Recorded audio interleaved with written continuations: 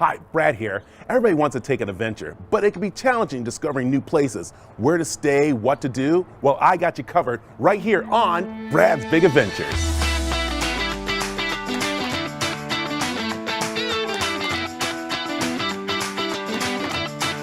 Welcome to Brad's Big Adventures. On this episode, I'm going to check into a beautiful resort, show you how to soar without leaving the ground, and we're going to discover the science of making beer.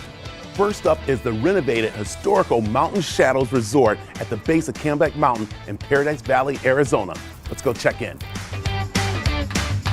Bill, awesome. Hey, man, how are you? Good. Welcome to Mountain Shadows. Thank you, man. Brad. This place is beautiful.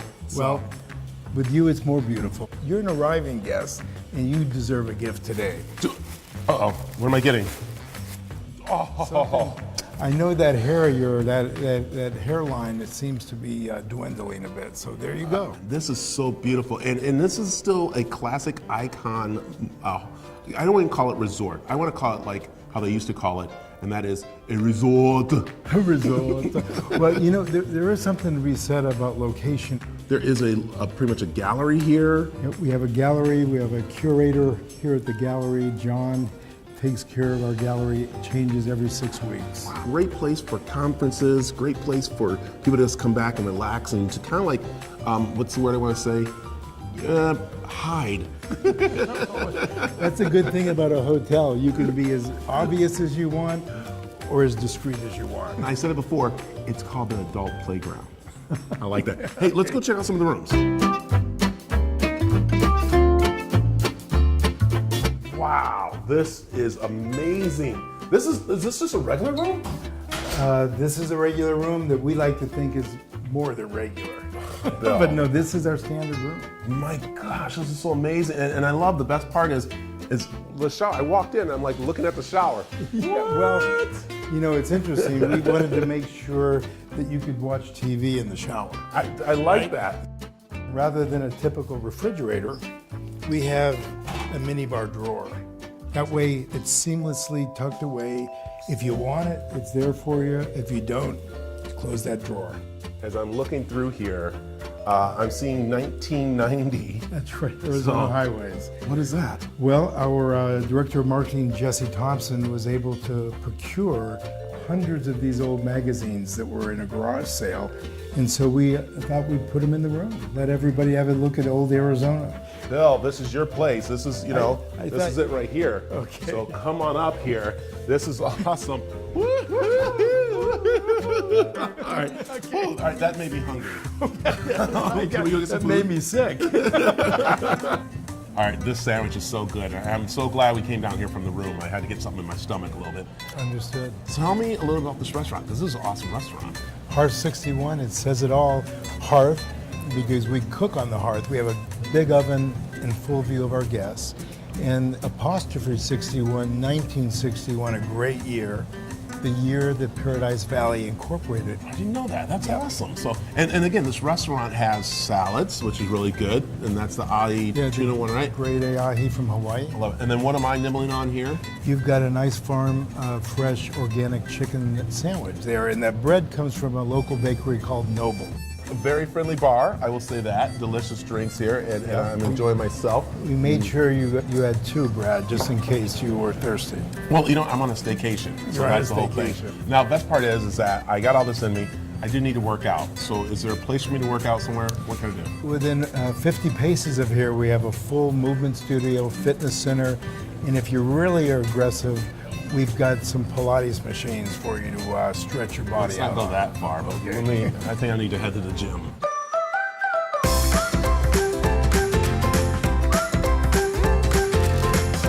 Oh man, Cody, I had a great meal at the Hearth 61. Delicious, I'll tell you that much. Well, I at least hope you ate something healthy. Yeah, I had a little health, you know. Okay, anyways, hey, where are we at right now? We are in the Citizens Club Fitness Center. All our gym and strength training conditioning equipment in here. We also have a movement studio where we hold all of our classes. We have a wide variety of these. And we also hold a class called Blue Sky Boot Camp out on the lawn. What? What happens out on the lawn? Blue Sky Boot Camp. So we incorporate a lot of dynamic exercises, and we also enjoy the outdoors with a view of Camelback. Oh, I like that. You know what? Let's go out there. Here. Cody, this right here. I've been seeing a lot of people do this. What is this here? This is a battle rope. They've really been gaining popularity because they're a quick way to burn a lot of calories, get that heart rate up, work that full range of motion, and get some muscles you're usually not used to working out. Whew, all right, that's enough. All right, I like that. I like this. A great place to work out and stuff. Now it's time for me to relax. So. Oh, I know just the spot. Bill, I'm gonna tell you, as we're wrapping it up here, first of all, great job on still making it that classic, iconic mountain shadows. The rooms are amazing. The food is incredible. I love that I can get fit. I know we talked golf a little bit that we've done before here, but now the pool area, you're very proud of this because, again, this is a great place just to come and stay and just relax. I guess everyone has commonly referred to them as staycations, which effectively bring our local clientele into the property for a third of what it might cost in season. Yeah, but it's well worth it.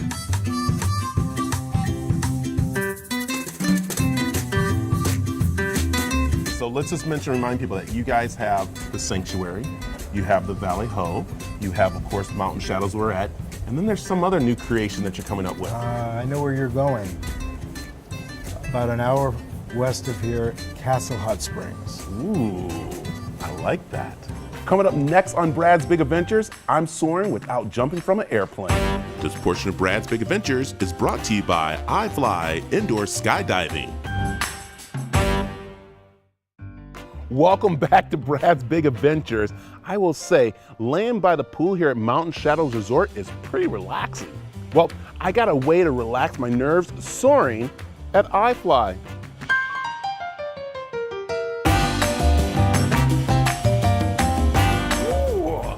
Hey, Nate, what's how going are you? on? Welcome. Brad, good to see you. Brad, nice to meet you. All right, this is it right here. This is the leap of faith, I like to call it. Yep. When you get through this, you pretty much can almost soar through anything, right? Right? This will alleviate a lot of the nerves from skydiving.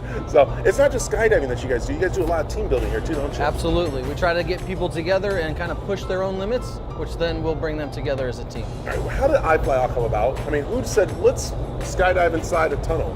So some old school skydivers just wanted to make a toy. They built one in Orlando a long time ago, and then they saw what they could do with it, and then they started building bigger, better, faster tunnels. And now we've got this beautiful machine here that anybody can fly in. Here, you're given a chance for just the regular person just to skydive. Yep, just anybody off the street can come in and fly. They can either want to skydive or have thought about it, maybe dreamt about flying, and they live their dream right here. And what's I love is that you have people, like you said, coming off the street, different ages and stuff. Absolutely. Who, once they do this, it inspires them to pretty much go do other things. Yeah, it doesn't have to be skydiving, right? They can go try anything else that they've been maybe hesitant to try. Once they push through this, then the sky's the limit. So how does this all start? What do we do? So in a minute, we're gonna step into the classroom. I'll have you watch a safety video. We'll talk about the body position, how we adjust it, and then some of the other safety things that go into this. Then we'll head over to the gear counter, get you all decked out in your gear, and then we'll get in and fly. Love it. Let's go fly. Cool. How it all comes together is once we're all geared up and in the tunnel, it's your turn to fly. I want you to step up to the door, get your arms up, kind of in that big letter X position to start, chin up, and then just lean yourself into the tunnel. I'm gonna help bring you out into the middle. And then what happens is I'm gonna start making adjustments on your arm position and on your leg position to give you what we call a neutral flying position. So what that means is ideally when I let you go, you just hover. The wind's gonna push against you. You have to push back just enough to keep everything in control. Up and down movement is all due to fluctuations in the body. So even sometimes if you take a nice deep breath and relax a little bit, you'll sink. The more you relax and arch, the more you tend to come down. So try to avoid like fluctuating the body, okay? I was wondering, I didn't see the part where you pull the cord for the parachute. Luckily we've eliminated all that, and now you just get the suit and the helmet and you can fly as long as you want. Oh, no parachute. No parachute needed.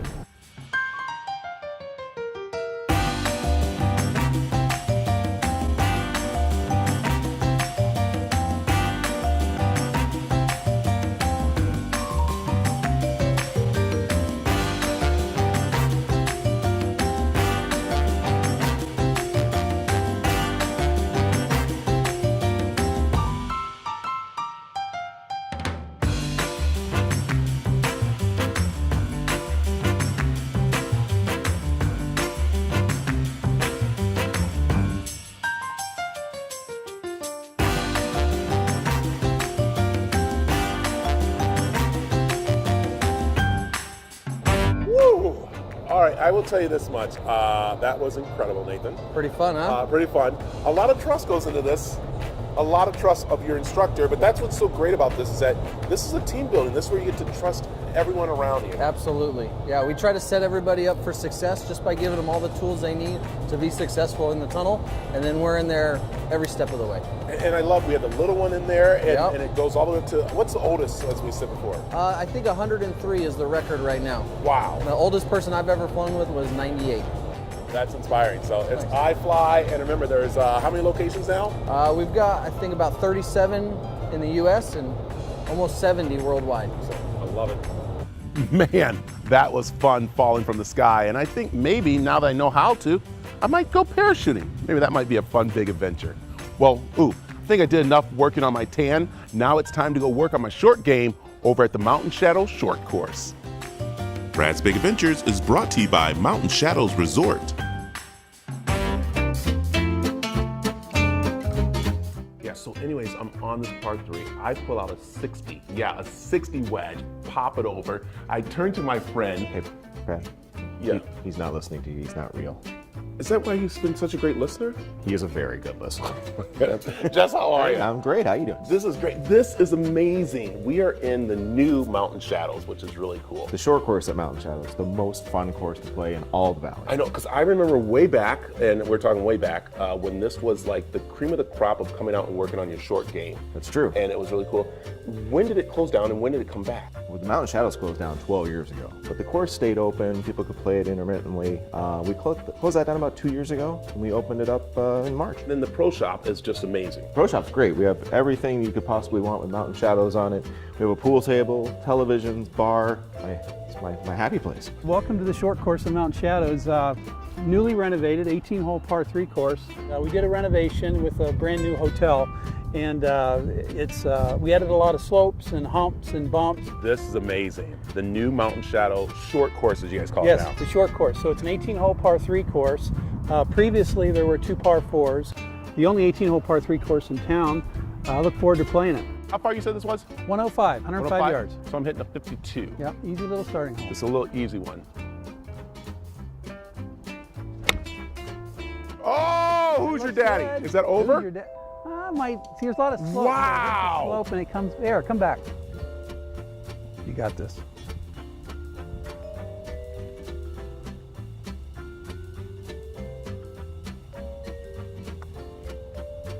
Oh, who's your daddy?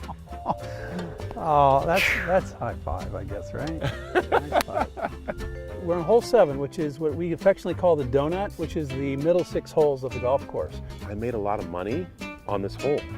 And How'd you make money? Well, I actually went out and did what that guy's doing there, and that's getting the balls out of the water. Is he hunting balls? Yes. And slowing down play. Don't hunt balls.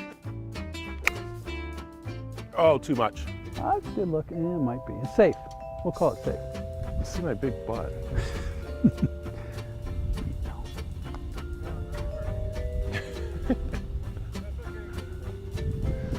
You could play every club in your bag here. Right. So the length of the holes are from 200 yards down to 75. So you play every club in your bag from 200 down. So you have a variety of holes and lengths. It's great for new golfers. The course here, experienced golfers can enjoy it because it's difficult around the green, so it's just not real easy. So it's fun to play. Rusty's is right behind us, where we can have a beer and a drink or a cigar, and let's finish up. Woo! What a round. And again, I believe I got the course record. Thank you. Nice. Yes. How many yes. hole-in-ones did you have? No, on Lost Balls. Now we're at Rusty's, which is again back by the clubhouse, which is really nice. We're on the area where the driver ring was, and you never had a view like we have right now. No, not for eating a great sandwich or having a great salad or obviously a couple cocktails after the round. So this is the best view in town. You don't have to be a member. Nope, it's a public course. I love it. You don't have to stay at the resort. Nope. And if you stay at the resort, you get to enjoy this. This is my catchphrase for you guys, and I'm gonna go ahead and use this. Trademark it. So I'm putting it down. But Mountain Shadows Resort, the adult playground. When we come back, I'm learning the art and science of how to make beer. This portion of Brad's Big Adventures is brought to you by Huss Brewing Company. Snake, my game and definitely needs some work on it, doesn't it? Yeah, I saw your golf game. But Hey, thanks a lot. Hey, welcome back to Brad's Big Adventures. And I'll tell you, the staff here at Mountain Shadow Resort, man, they're on point. Got me a beer and everything. Yeah? I love it. Hey, speaking of beer, you know actually making beer is a science and an art? What? Yeah, that's right. And Get I decided to go get an education at Huss Brewing. We're making beer with the Huss Brewing Company.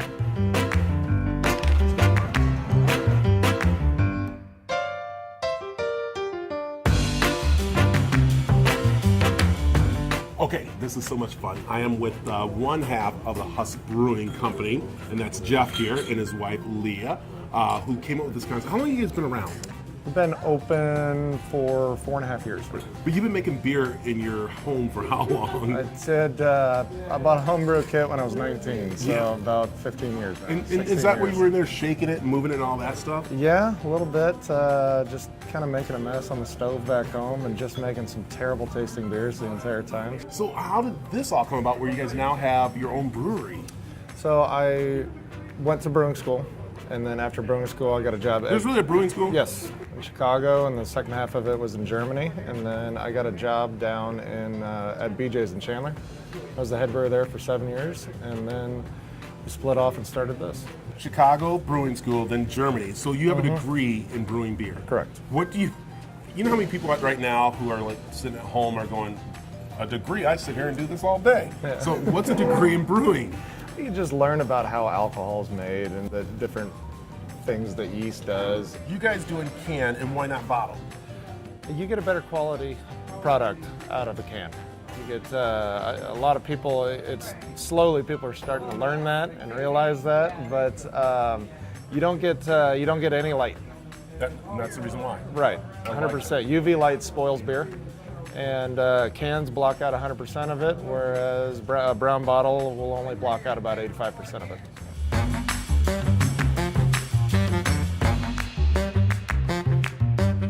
Hey!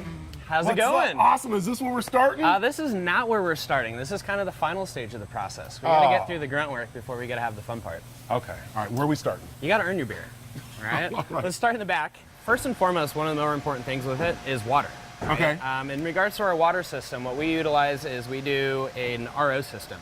So we pretty much strip the water of everything, and as we get into the brewing process, we actually mix things back in based on what kind of beer we're making for the day. So it's not like at home I see these people doing all this thing. This is like a real science that you got to do. Well, yeah, I mean, when you're at home and you're doing that, you're dealing with about 5 gallons where you can pick it up and shake it. I would love to actually see you pick one of those up and shake it, but I mean, we have pumps to help out with that. I'm not going to say anything, but I could. A 5-hour process, start to finish with the day. To have a drink of beer? Oh yeah, that's why the beer is so much better at the end of it, because you just 5 put 5 hours worth of work in.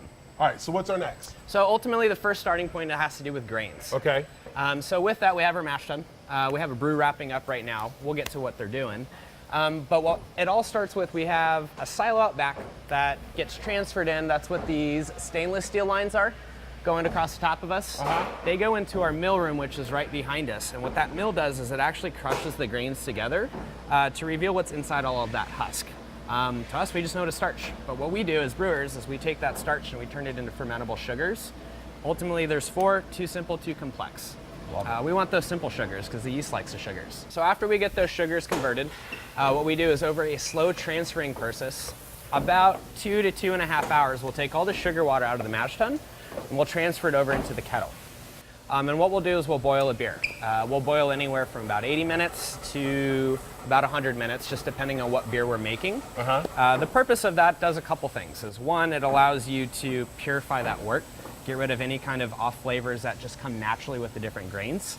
And then as well as that's also when we add our hops. We add hops in intervals to get different reactions out of it. Right. Earlier you add it, more bitter. Later you add it, more juicy. All right, so that means I got to go up and do some work, right? It's time to do some work. All right, let's go do some work. So now what are we doing here? This is So- very important because I get to be a part of this. Yeah, so right now what we've done is we've taken all the sugar water out of our mash tun. We filled our kettle and we now have it in a rolling boil. Now when you add hops to beer, you add them at intervals. The earlier you add it in the boiling process, the more bitterness that you get out of it. The later, the more aromatic. So Okay. IPAs get a lot of additions. For the beer we're brewing today, Papago Orange Blossom, we just do one addition. We just use it strictly for a little bit of bittering. So this is not against you guys. These look like rabbit pellets. That's Do you hear that a lot? exactly what they look like. That's Is actually that- one of the ways we use to describe them. Yes. All right, So we ready? got to drop them in All right, because we're just going to pour it in. start our 80-minute timer. Perfect. That's it? And that's it. Now we get a timer started. It's at 80 minutes. We just count down, and it just sits. I and gotta boils. wait 80 minutes for a drink? You don't. Well, if you wanted to wait for this to drink, you're gonna have to come back in like 2 weeks. Really? Give or take about 2 weeks from start to drink is 10 to about 14 days. Oh man! So what happens is, as the wort comes out after it's cooled, we introduce oxygen and we introduce yeast. At that point, it goes straight into a tank. So it can go into one of these at any given time. This And then that's when particular we get beer. almost. We're still at the start of it. We're still at hour 4, and we're talking about 2 weeks. Remember? What? I see the two different tanks here. Yeah. Why? So the big difference is we have this guy. It's called a conical fermenter, and the purpose for it is it's actively fermenting. This is where the yeast is eating sugar and making beer. After it goes through the filter, it ends up in this other tank that we were looking at earlier. And this big one. This big one. All right, So and this let's make sure viewers, I have not been drinking. Okay, I've not had one beer yet. Yet. Okay, so what goes in this one? So the finished product of the filtered beer will end up in there. We call that a bright tank or a conditioning tank. Oh. One thing with beer, since we're dealing with a bunch of live cultures, we have to sanitize anything before we do it. So what we're gonna do is just give a quick spray of this guy. Okay. Bet you wanna know what this is called, don't you? Yeah. This is called a sample cock. A what? A sample cock. A sample cock? Yep, so what you do is you have to blow everything I'm out sorry, first. say it again. Sample cock. I just want to make sure we got that correct. Perfect. A sample cock. Now this is a spray zone. Uh-oh. I'll catch it, don't worry. Oh. George, yeah. He doesn't mind a little And beer's beer coming bath. out. We got to flush out all that sanitizer we use, so we can just pour.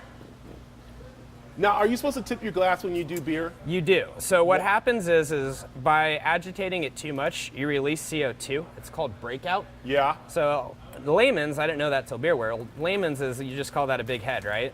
Right. But in reality, that's a bunch of CO2 releasing from the liquid. So It's not wait, the best what did you for just that. say that you said this was what again? What's this called?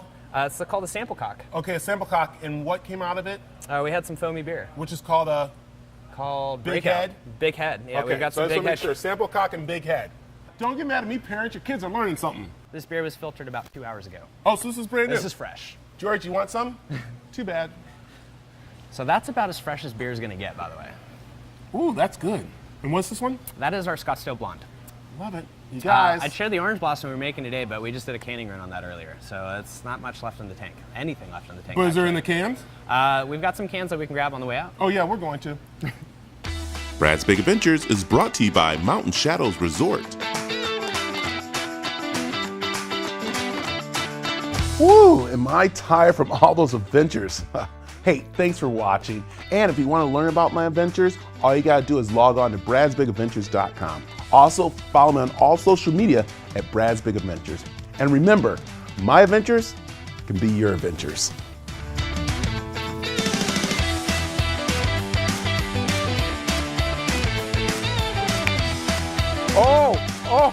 Oh, stay up.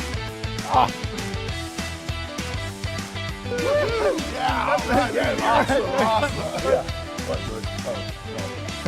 Not good for the shot. Okay. Sorry about that. We'll call housekeeping. Perfect. This episode of Brad's Big Adventures was brought to you by Mountain Shadows Resort, iFLY Indoor Skydiving, and Huss Brewing Company. What's your favorite thing to do? My favorite thing to do is to make people laugh and smile and have a good time.